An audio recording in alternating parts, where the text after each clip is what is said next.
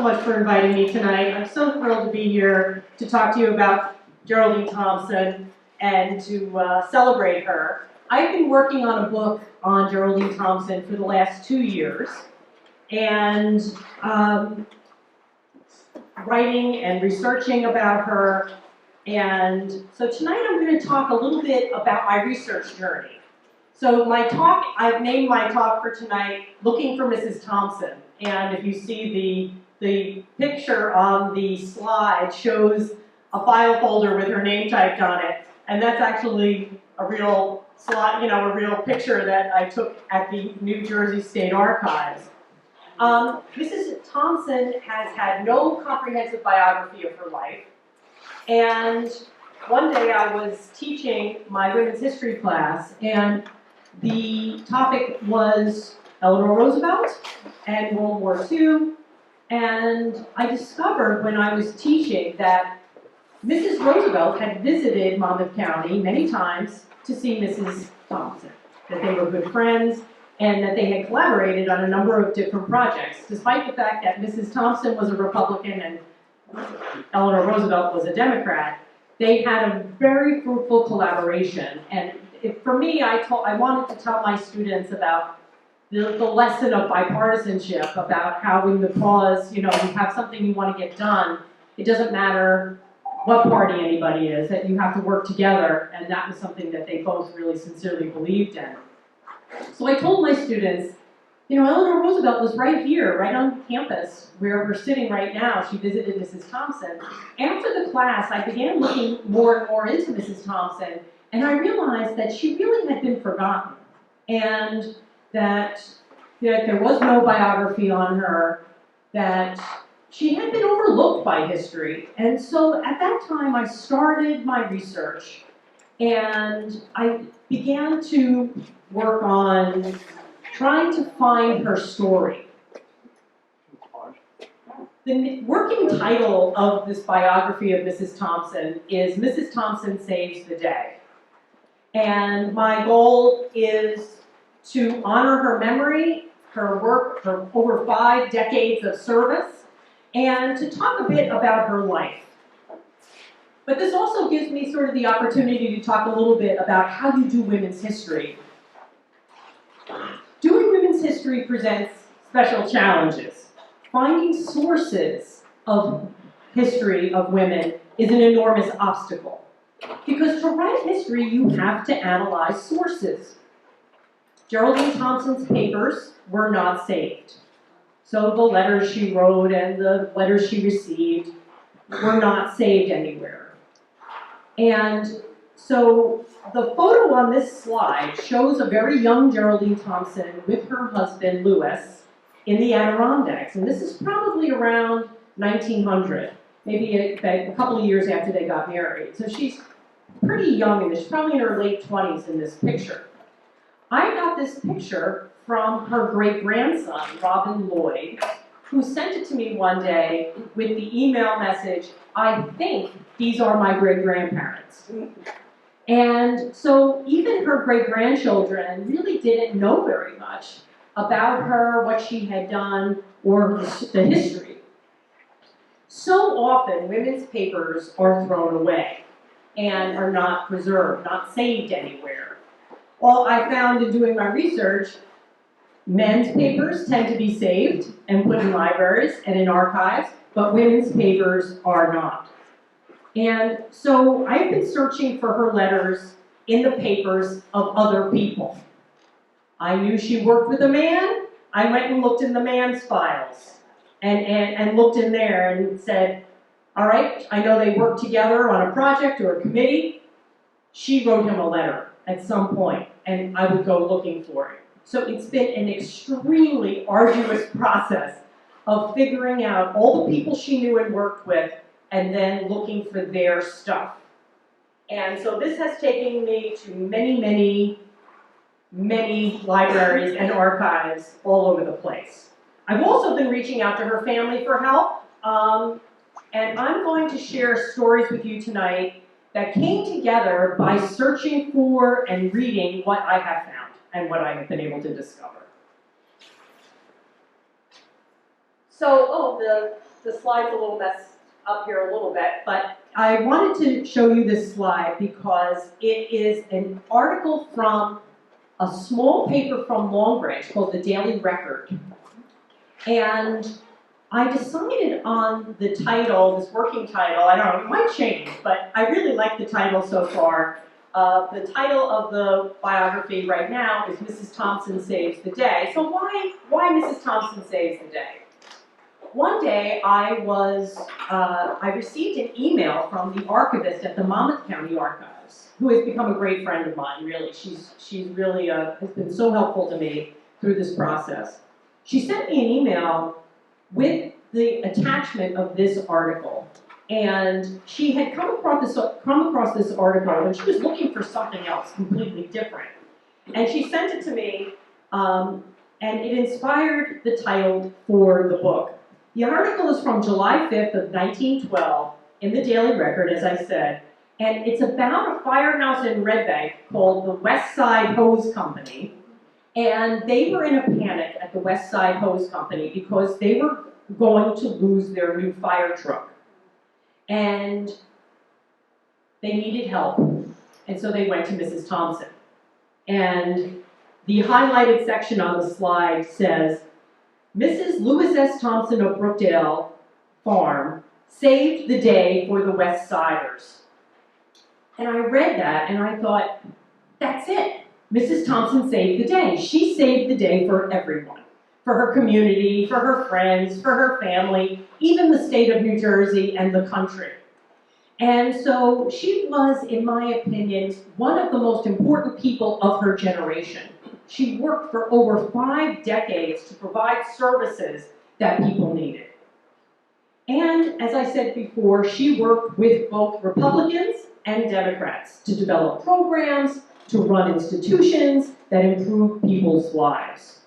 Her generosity was legendary. Even just before the talk tonight, talking to some of you, the stories of her opening her home and helping people who needed somewhere to live is a real illustration of her endless generosity.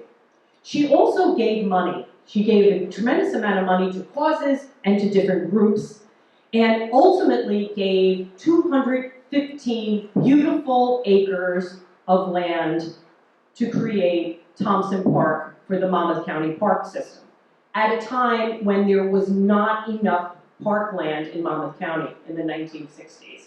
There had been suburban sprawl, and by giving that 215 acres of Brookdale Farm to the county, it became the jewel, the crown jewel of the Monmouth County Park System. And it's still there. She gave that to us, for us to enjoy forever. So there's endless examples of her generosity and her goodness. So you're going to forgive me for this next slide because there's so much on it, right? So it's a horrible slide because it's just a great big list. So forgive me for the list. But I just wanted to show you sort of in one shot this list of accomplishments and achievements. She was amazing. And the evidence that she was a leader on par with anyone in her generation, that she was the first woman to serve on a state board. She was the first woman to attend the Republican National Convention, which she did for over 20 years. And her leadership in public health, juvenile justice, prison reform, environmental preservation, mental health programs, and led to the creation of many important institutions. For example, the Visiting Nurse Association, the VNA Health Group, still exists 110 years after she created it. But this is only a glimpse of what she accomplished. Because in my research, what I've really discovered about her is that she didn't really want us to know about her. She really didn't want us to know her personally. And so, in addition to this enormous list of things that she was famous for, there's a whole nother list of things that she did behind the scenes in secret. And it's finding those stories that have become my obsession.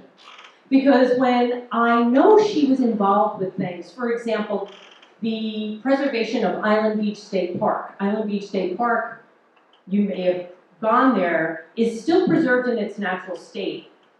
It was the last stretch of natural beach on the whole East Coast.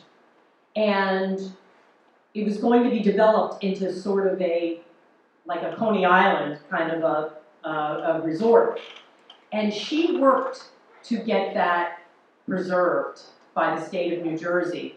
But her name doesn't appear in any article, and finding that evidence has been just really exhilarating to understand. So this is only a glimpse of what she accomplished. She really loved to just push and prod behind the scenes and get things done. So this story has been difficult to find at times. I want to write her story and not just list her accomplishments. I want to understand her. I want to understand what made her her. How do we understand her story? How can we appreciate her private life as well as her public service? How do we do this? And a woman that doesn't have papers preserved in a library in one place. It's a really difficult chore. So this is a story I want to start with. This is a picture of Mrs. Thompson with a hunting rifle. And so maybe not what you expected from the woman who is a public health leader and compassionate and generous. She was also a really expert hunter. And so I found this story of Mrs. Thompson and her exploits with her husband, Lewis Thompson, very interesting. They really enjoyed hunting together. In fact, they hunted their entire 40 years of marriage. They went on hunting trips together. And one day I found in a newspaper called the Aspen Tribune an article from 1901. So Mrs. Thompson was born in 1872. So in 1901, she was 29 years old. And the name of the article was Exciting Lion Hunt. And the Thompsons were very wealthy people. Mrs. Thompson's husband was a very avid sportsman. And he used to hire a famous hunting guide named Jake Bora to take them hunting. Jake Bora was also the hunting guide of Teddy Roosevelt. So he was a very well-known, very famous hunting guide. And so in 1901, the Thompsons and some other people went hunting for 2 weeks in Colorado. And during this 2-week hunting trip, the group encountered their first mountain lion. And when the mountain lion approached this group, Jake Bora's hunting dogs attacked the mountain lion. And of course, the dog is no match for a mountain lion. And so this is what happened. This is a quote from the article. Quote, Mrs. Thompson, eager to rescue the dog, grabbed her trusty rifle, but Mr. Bora prevented her from shooting for fear she would kill the dog instead of the lion, as first one then the other was on top. Jake then caught the lion by the tail and pulled with all his might, but the infuriated beast was so intensely engaged with the dog that he paid but little attention to the surroundings. But Mrs. Thompson could not stand it to see the dog killed. So as she had on a very heavy pair of boots, she waded right in upon the animal, and after making a few unsuccessful kicks at him, she finally landed with the heel of her boot in the vicinity of his heart, and leaping into the air, the beast fell over dead. This is Geraldine Thompson. She is out in the West with all these grizzled hunters, and she's the one who wades in upon the mountain lion and the dog. She's the one who saves the dog. This is how she conducted herself her entire life, always fighting for the underdog. Compassion for the dog under attack. Fearless, fierce, protecting others. And she took this same ferocity and compassion and love for her fellow man, or dog, into politics. And she hunted politicians down the same way that she hunted as a hunter. This is a picture of her daughter, Betty. Her daughter, Betty was her oldest daughter, and Betty is also one of the most important sources for my research. Her daughter, Betty, wrote several narratives in the form of letters to people at the Monmouth County Park System, giving them the history of the family and the history of the land and the house. And she also wrote narrative letters to people in the family, also telling the family story, who her parents were, who her grandparents were, and she wrote these very long letters. When she became elderly, she also recorded interviews with her grandsons. So the grandsons came to talk to her and to get the family history and recorded them on cassette tapes. So without Betty, I don't know what I would do, because Betty really shared so much in these different long letters and in these recorded interviews. So I don't know what I would do without her. And at the end of, this is a copy of one of the end of one of her long, long letters, and she closed this letter with, "I trust these long-winded notes will be of some use. Yours sincerely, Betty Babcock." And yes, Betty, these long-winded notes have been extremely, extremely useful to me, and have really given me an insight into the household, into what was going on in their family. And so without Betty, I don't know what I would have done. This picture is a picture of my table at the New Jersey State Archives. And so I have spent many, many days in the archives, going through boxes, looking for Mrs. Thompson. I've come to learn that archivists and librarians don't really know much about Mrs. Thompson. And when I would tell them that I was doing a project on Miss Geraldine Thompson, they would usually say to me, "I don't think we have anything on her here." And I've learned that I had to respond with, "Yes, she's here. I know she's here. I know she's here because I know she worked with that man, and she had to have written him letters." And so it's, as I said before, I've had to go through file box after file box and turn every page, like Robert Caro kind of advises us, right? Robert Caro tells us that when we write by, we've got to turn every page. And so I've turned a lot of pages. And even though people would discourage me at these libraries and archives saying, "I don't know that she's here, I don't know that you're going to find anything," eventually what would I find is the Brookdale stationery would appear. When I would turn the page, I'd see that Brookdale Farm stationery would appear.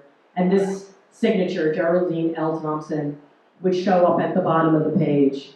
And I would say, "I see you, Mrs. Thompson." I can't tell you how exhilarating that feeling is. That when you are looking for something and then it's there, you're like, "I knew it. I knew she was here." And so the journey has been just the most exciting thing you can imagine. So I'm going to tell you a little bit about a couple of my great finds, a couple of the great days. Doing research like this, there's a lot of days where you don't find anything. But there's some great days when things happen and it totally changes your project, and you are like a detective who has discovered something new, and you're looking at something that no one has read for 50 or 60 or 70 years. And then I found Margot. Margot is Geraldine Thompson's great-granddaughter, and Betty Babcock's granddaughter. And I've been going through the family, trying to find somebody in the family who's willing to help me, who's willing to give me access to their files, to what they have been given in the family, passed down to them through the family. And Margot opened her family papers to me and allowed me into her home. And what I found was a game changer for this project. Which one is she? Margot, I'm the one on the right, she's the one on the left. And one of the days that she sent me interviews on cassette tapes with Betty Babcock's voice on them, she sent me that note along with it. Jane, hope these are useful for your research. Love, Margot. Margot and I have actually really become friends through this process. And she always thanks me. She's like, you know, you're giving us a gift of our family history, telling us who our family members are, what they did, and that she's always so helpful and so grateful. I realized when I went to Margot's house that I needed to know more about Mrs. Thompson's personal life in order to tell this story. My husband always tells me, Jane, nobody cares about that Mrs. Thompson went to a meeting. You know, what are you going to write about? Like, you can't just write that she went to a Monmouth County organization, a social services meeting. That's not interesting. So I realized that I had to do this work. I had to find out what was going on, what the family history was. So Margot has really been fantastic. Margot gave me this picture. This photograph is the oldest photograph that I have of Mrs. Thompson, and this is her family, her parents and her sister. Mrs. Thompson is here on the bottom. She's probably about 9 or 10 years old in this picture, and she's sitting next to the dog here. This is her mother. This is her father in shadow, and it's really the only existing picture that I've ever seen of her father. This is her sister Ruth and her sister Margaret here on the right. The other people, I'm not sure who they all are. But this was taken up in the Hudson River Valley at their home up in Statsburg, New York. And so Mrs. Thompson was born in 1872. She was born in New York City, and they lived in New York City in the winter, and then they would spend the summers up in Statsburg in the Hudson River Valley in Dutchess County, New York. She was tutored at home. Women of her class, social class, like Eleanor Roosevelt, were kept at home to be tutored by private tutors for their education. And so this is the same picture, just kind of a close-up of it, that she lived on Washington Square, 26 Washington Square. Her family's home was there. And she did attend a French convent school for 2 years, and I'm going to talk about that next. And she came from a family of reformers. So remember, I'm really looking at what made her the way she is, what made her generous, what made her a great reformer herself. And so part of that comes from having grown up in a household with women who were also involved in social reform. So I'm going to talk a little bit about this. When I was at Margot's house, the day that I spent at Margot's house going through boxes of photographs, I found this photograph. And I took a picture here for us here tonight of the front and of the back. So it was glued into a photo album. So it's ripped, right? But on the left is a French convent school, and I always had I thought I knew where she went to school, but this provided the proof I needed. And so on the right, it says Tours, which is the name of the city in France, Tours, where we went to school in 1888, GLT. I felt like she was talking to me. I felt like she was saying, Jane, this is it. This is where we went to school.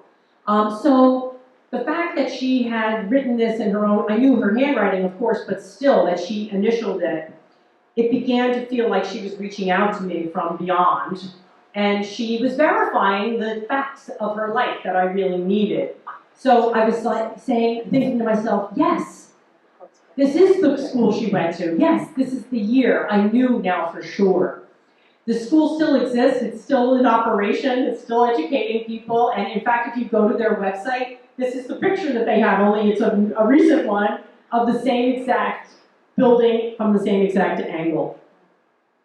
So the mission of this school, so they went to this school called the Sacred Heart, Sacré-Cœur, and I think that I want to spend just a minute talking a little bit about the only 2 years of formal education that she had, because it definitely shaped her. Her mother sent her to this Sacred Heart school, the Sacré-Cœur school, after her father died. And the mission of this school was based on the philosophy of a French nun named Madeleine Sophie Barat. Barat believed that women should be educated. Not a very popular idea in the 19th century. That women should be educated because educated, helpful, virtuous women would make social change. And this is what Geraldine Thompson and her sisters really worked for their entire lives, to make positive social change. And so the three Morgan sisters worked for moral reform and social change. So the lessons of the Sacred Heart School were definitely landed successfully on these three women. The other thing I want to mention about her young life, and what shaped her in her young life was also the fact that she suffered from tuberculosis in her teenage years. That she, I don't know exactly what year, and I know that she did obviously recover. She fell ill with tuberculosis, which at the end of the 19th century was really a death sentence. There was very limited options for recovery and for treatment. The only treatment that was really available for tuberculosis was to be out in the open air, to rest, complete bed rest, and to eat a healthy, heavy diet, because it's a wasting disease, you waste away. So she did go to Aiken, South Carolina, to a health resort there in order to recover, and she did recover.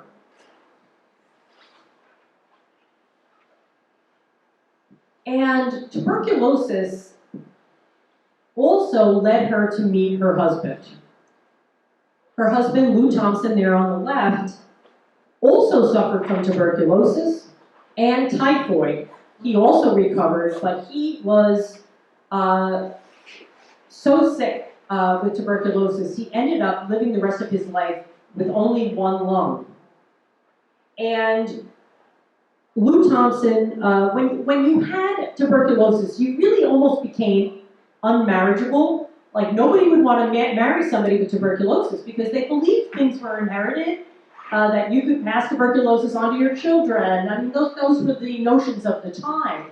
So a young woman who had tuberculosis, she probably had to marry somebody who also had tuberculosis because they probably wouldn't care, right? So the fact that she met Lou and they both had tuberculosis was probably made them a good match. The other thing about her husband was that he was the son of a very wealthy Standard Oil executive. Lou Thompson's father was one of the early directors of Standard Oil and worked very closely with John Rockefeller Sr. in the Standard Oil Company. So while Geraldine's parents and family were very prominent New York family, they didn't have a lot of money. They were sort of like an old family, the Livingstons. His family had a lot of money. So he was marrying Lou was a very interesting match for her, because he brought a tremendous amount of money into the marriage. And they met in Colorado, because Colorado was a place where people with tuberculosis would spend the winter, because it was dry and sunny there, and it was very good for people who had tuberculosis. So sometime in 1895, 1896, she met Lou Thompson, and they married in June of 1896. Because Lou had only one lung and had suffered from tuberculosis, he could not work indoors. Whenever he took an office job, and he was a trained civil engineer, he had gone to MIT, his symptoms would come back when he would work indoors. So the family lore is that the doctors told his parents he cannot hold a job. He has to be in the outdoors.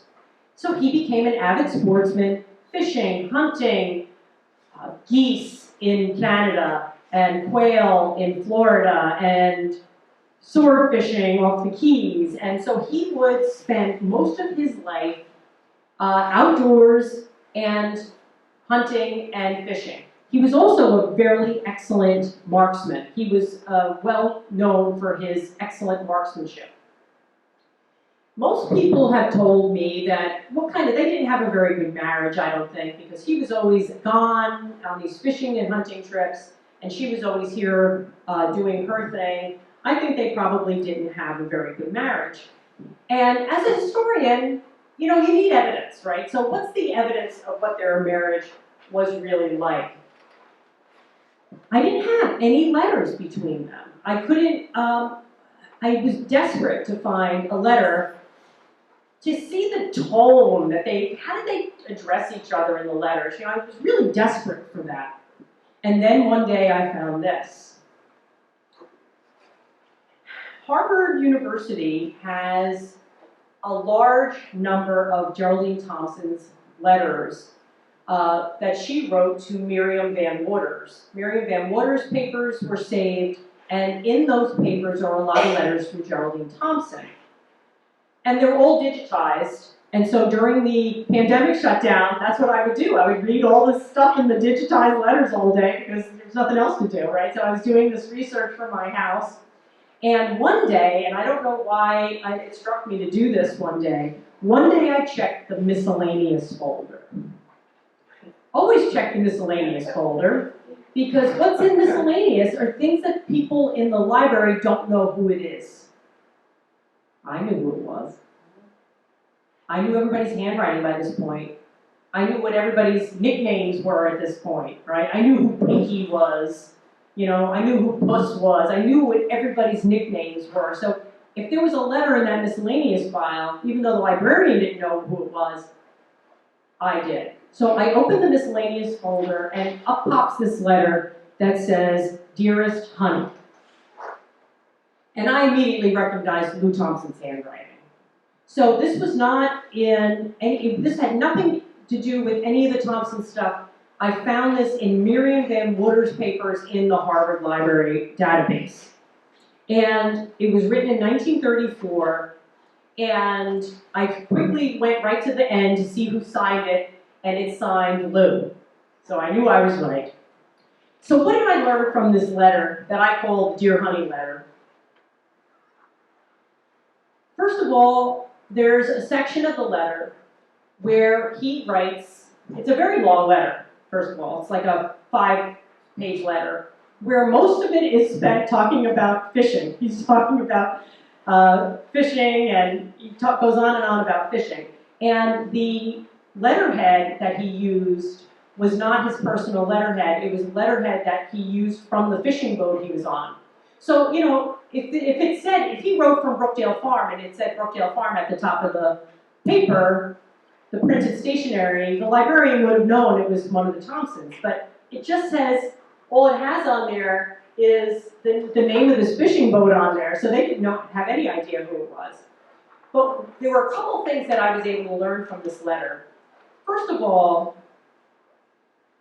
he writes to her in the letter that, quote, "There's nobody after you. You don't have to run around like one possessed."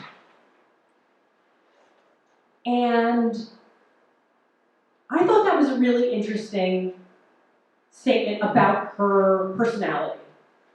Because I had been listening to people describe her, and Senator Beatleston, who I mentioned before, He called her a cyclone.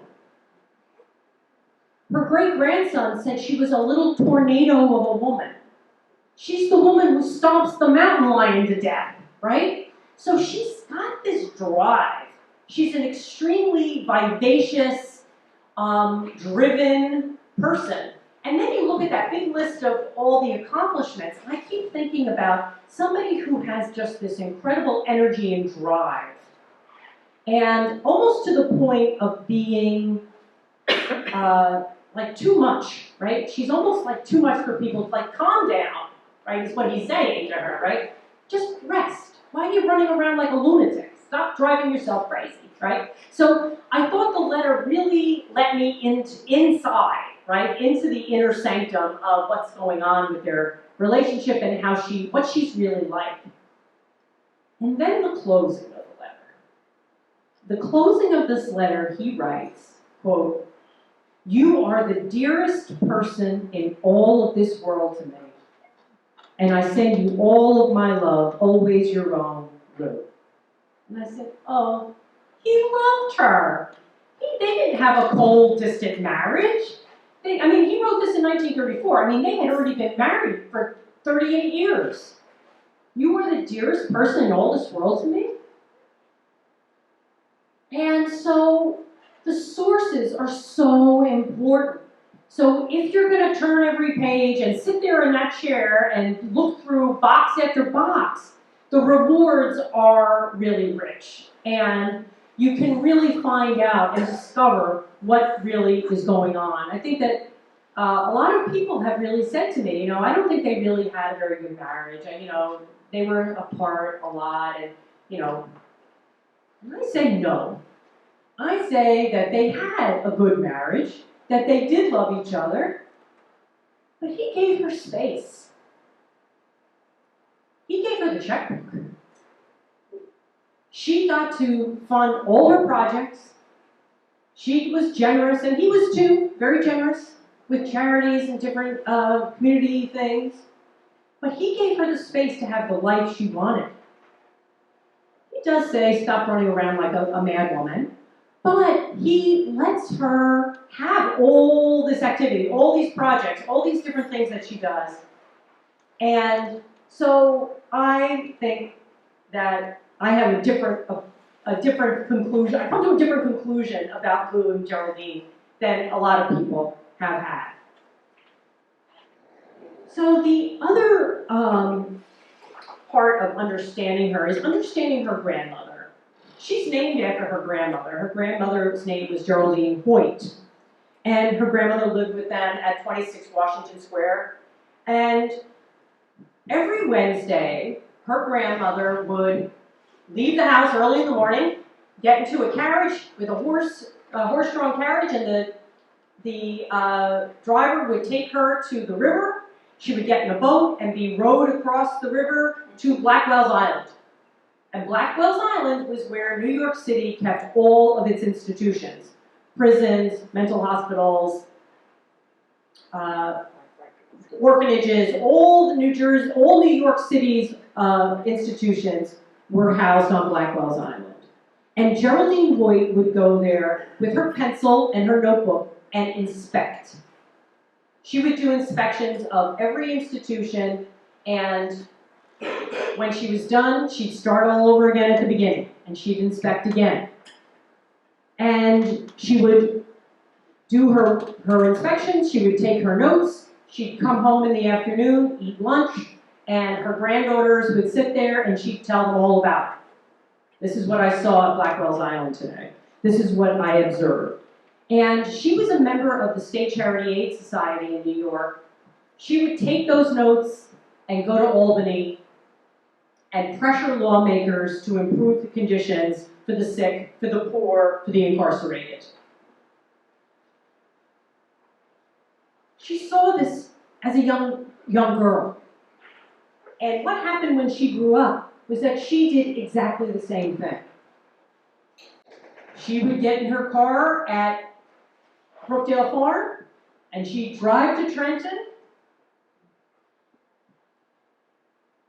and tell lawmakers that the orphanage needed a new roof, And how dare you, right? And insist that the institutions get more money, more funding, better treatment, better professional care, that the infrastructure of the plumbing is old, and you know what happens with old plumbing. I mean, I actually literally read a letter where she wrote that, you know, the plumbing is 30 years old, and we know what happens with 30-year-old plumbing. So she did the same thing. So she's the woman who stomps the mountain lion. She's the woman who is going to make positive social change based on Christian principles. And she's going to, like her grandmother, fight with the political leaders to make sure that the people who are too vulnerable and too weak to fight for themselves, that she was going to fight for them. And I wrote on here, yes, Mrs. Thompson, because when I listened to an interview with Alfred Beetleston was interviewed in the 1970s for the writing of the book, The Triangle of Land. They asked Mr. Beetleston, you know, why do you think she got so much done? Why did people listen to her? And he said, well, you know, she was like bumping up against a cyclone. And she got up before you did, and she went to bed after you went to bed. And after a while, it was just, yes, Mrs. Thompson. So she knew how to fight for people. And so when she went to Trenton, after she did her inspection, she drove all over New Jersey inspecting Vineland and inspecting the Women's Reformatory in Clinton and going to Jamesburg and inspecting the Home for Boys in Jamesburg. And she went to Trenton. She would walk right into the governor's office without an appointment, and she would bang on the desk. And many of the letters that I've read in that chair at the New Jersey State Archives are letters that she wrote that start off with the statement, "I was sorry to have missed you in your office today."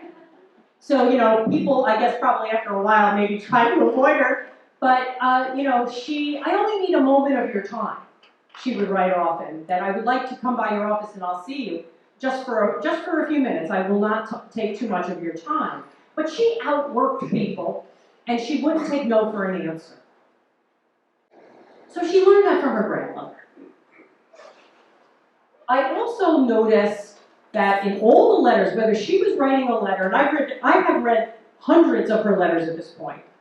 I have found her letters at the FDR Library in Hyde Park. I found letters at the State Archives in Trenton. I found letters in various different archives. She always closed with this, "Blessings to you." She always would write at the bottom, even if it was a typewritten letter, she would personalize it at the end and write, "Blessings to you for your health and happiness." She closed her letters always with this closing, "Blessings to you." And after I read that for like 100 times, I said, you know, what does this mean? Like, she always wrote this. What did that mean to her to say, "Blessings to you"? I had to understand her faith. I had to understand her view of religion in order to understand her. And that's my goal. I want to understand her, tell her story, and understand her. And what I realized is that she was influenced by a number of different Protestant ministers, particularly ministers from the early 20th century who she attended their sermons and got to know. Particularly ministers like Harry Emerson Fosdick, who was the pastor at the Riverside Church in New York City, and who talked about and preached the social gospel. So the social gospel is the idea that Christianity can be used to solve the problems of society, solve poverty, to solve inequality, to solve the problems of urban crowding and pollution, and all these things can be solved through the understanding of Christian principles. So that the people who believed in the social gospel did not look at Christianity as salvation of the personal soul, but the salvation, not salvation from sin, but to really save the world. And so, once I understood her connection to Fosdick and to the social gospel, I understood Blessings to You a little bit more. That she believed that she had a duty to help the poor, that she had a duty that was not just steeped in her grandmother's lessons, but also in her faith that Christianity was important to do, to really take that part of the Lord's Prayer, that to be done on earth as it is in heaven, that you should do on earth, right? To do it on earth, right? So she really believed in this, and she carried this into her decades of work. Her sisters also grew up to be very influential in their own work. Now, they did not do the exact same work as she did. Her sister Ruth, who's on the left, was a suffrage leader who was one of the vice presidents of the League of Women Voters, in fact, in the 1920s. She was one of the leaders of the peace movement in the 1920s. And her sister Margaret on the right was fought for the poor in New York City, that they were both very important political leaders in New York. So I'm going to just kind of move along here. So one of the things that I also recognized was this idea of fighting for unpopular causes. When she was interviewed in the 1960s, one of her last interviews in the 1960s, she told the reporter who was interviewing her that, she was asked, she was like 93 years old in this interview. The journalist asked her, what is your advice for living a long life? And Geraldine Thompson said, keep fighting for at least one cause, preferably an unpopular one. And one day I realized that when her sister Margaret died, there was a memorial booklet that was published, and they described her sister Margaret as always fighting for the unpopular side. And I realized that this was something that she had carried on through her life, really in honor of her sister's memory, of fighting the unpopular fight. She also was incredibly politically astute and patriotic in her beliefs. And part of the reason why she worked so hard in politics, and she was a very loyal Republican. She worked very hard campaigning for Republican candidates.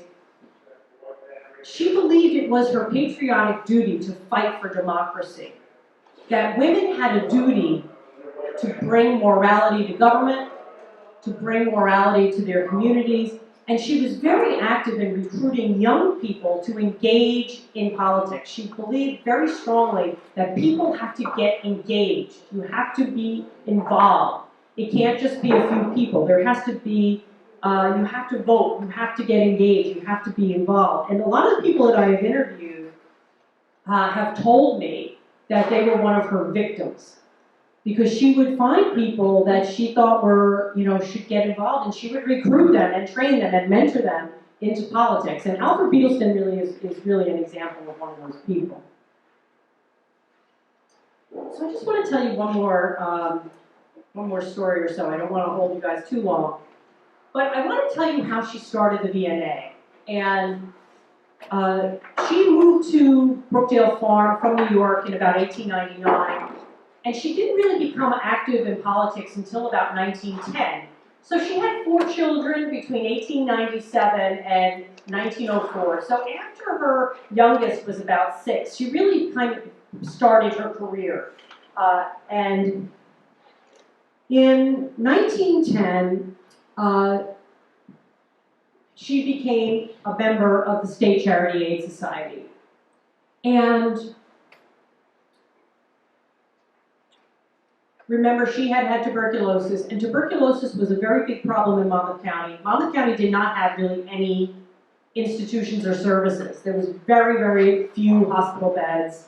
There was almost no health care at all in Monmouth County. There was really, the only county institution was the jail, pretty much in about 1900. So she moved to Monmouth County at a time when there really was almost no institutional availability for care and for taking care of the people.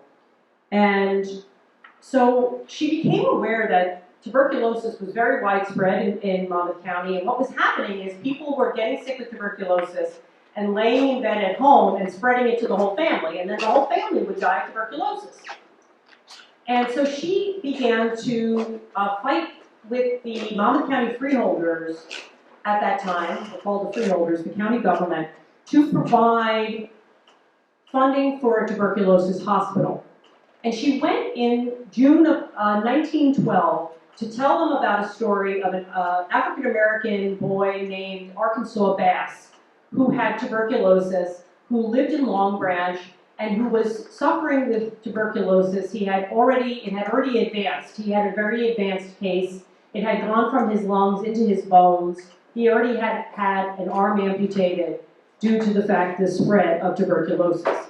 And what she wanted from the county government was to have them pay for him to be sent to a sanatorium and be treated and cared for at the end, right? He was really at the end. It was really palliative care at this point for Arkansas Bass. And so I found this article that was in the Daily Record in 1912 that talked about the meeting that Geraldine Thompson attended, and they decided to pay for Arkansas Bass to go to a sanatorium in Trenton. Geraldine Thompson had explained, if you let him go home, he's going to spread it to his mother, to his siblings. They're all going to die of tuberculosis. They don't have the money for the care he needs. And so in the paper, it says that through the efforts of Mrs. Lewis S. Thompson, Arkansas Bass was taken to a sanatorium in Trenton. And after I read this, I realized a couple of really important things out of this article. A month later, she started the VNA. That the VNA was hatched really out of this event. She has the first meeting at her house in Brookdale Farm. 150 people attended, and the VNA is still in operation, right? So she starts this way. I also became really curious about what happened to Arkansas Bass. So this sort of becomes a little bit like the genealogy show, right, where they show you the census documents. I found him in the 1915 census. So in 1912, he was 12 years old. In 1915, New Jersey did a 1915 census. And he is listed, Arkansas Bass is listed. So in 1915, he was still alive. He got 3 more years of he was taken care of, and he lived. And then I found his family in the 1920 census. So his mother and his brother and his sister were still alive in 1920. Now, he's not in 1920. He had died by then, apparently, because I couldn't find him in 1920. So he doesn't make it to 20. But his mother and his brother and his sister were all listed, still living in Long Branch in 1920. She saved them. She saved them from tuberculosis, right? And so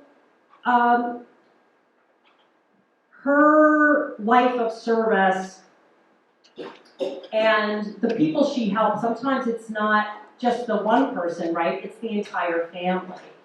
The VNA today is still really very similar kind of an organization.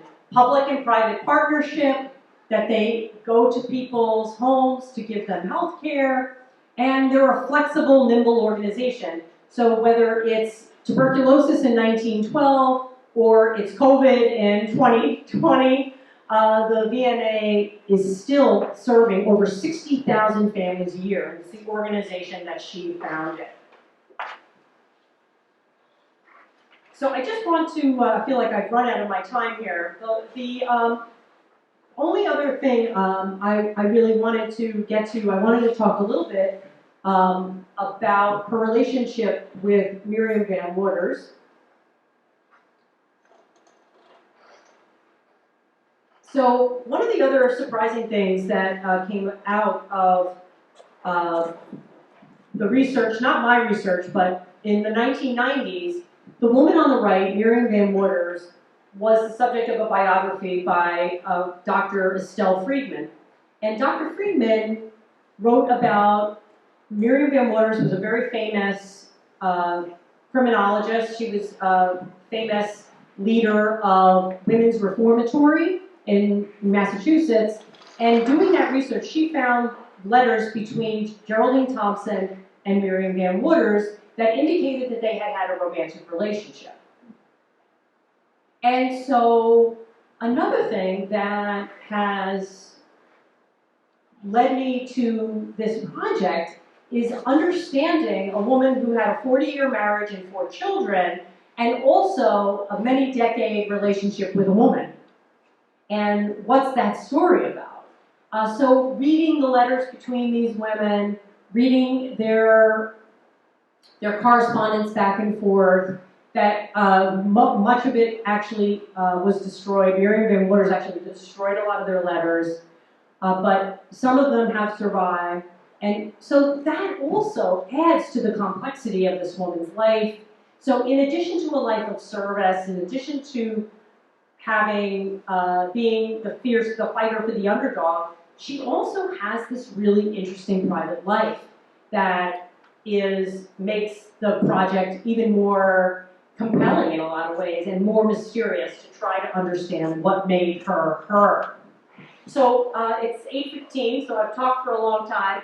So I would like to give you a chance to ask some questions. I didn't get through all my slides. My eyes are always a little too big for my stomach in doing these talks about Mrs. Thompson, because I love talking about her so much.